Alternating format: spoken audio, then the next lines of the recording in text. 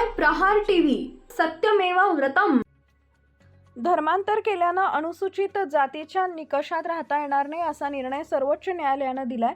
Atrocity प्रकरणी एका प्रकरणात सर्वोच्च न्यायालयाच्या संदर्भातील निर्वाळा देत महत्त्वाचं निरीक्षण नोंदवलंय। अनुसूचित जातीमधील एखाद्या व्यक्तीनं हिंदू, शीख किंवा बौद्ध धर्माव्यतिरिक्त इतर धर्म स्वीकारल्यास अनुसूचित जातीचा निकष लागू देणार नाही।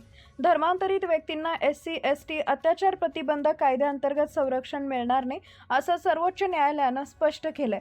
ख्रिश्चन धर्मातील व्यक्तीने ॲट्रॉसिटी अंतर्गत गुन्हा दाखल केला होता, त्यावरून सर्वोच्च न्यायालयात हे प्रकरण पोहोचले होते।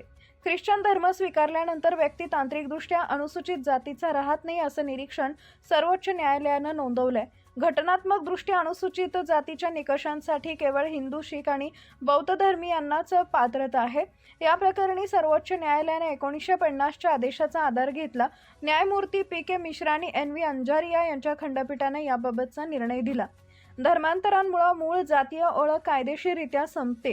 ख्रिश्चन धर्मात जाती व्यवस्था अधिकृतपणे मान्य नसल्याचा उल्लेख कोर्टानं केलाय। आंध्र प्रदेश उच्च न्यायालयाचा निर्णय कायम ठेवत धर्मांतरित व्यक्तीला SC, ST कायद्याअंतर्गत सर्वोच्च न्यायालयानं अधिकार नाकारलेत। चिंतडा आनंद यांच्या याचिकेवर सर्वोच्च न्यायालयानं आज निकाल दिला। जातीच्या नावाखाली मारहाण आणि जीवे मारण्याची धमकी देण्यात आल्याचा आरोप आनंद यांनी केला होता। या प्रकरणी आंध्र प्रदेश उच्च न्यायालयानं गुन्हा रद्द करण्याचा निर्णय घेतला होता। त्यामध्ये धर्मांतरामुळे अनुसूचित जाती हक्क गमावल्याचा निर्णय न्यायालयानं दिला। सर्वोच्च न्यायालयानं उच्च न्यायालयाचा निर्णय कायम ठेवून संबंधित याचिका फेटाळली आहे। आंध्र प्रदेश उच्च न्यायालयानं मे 2025 मध्ये दिलेल्या निर्णयाविरुद्ध पास्टर चिंथडा आनंद यांनी सर्वोच्च न्यायालयात याचिका दाखल केली होती।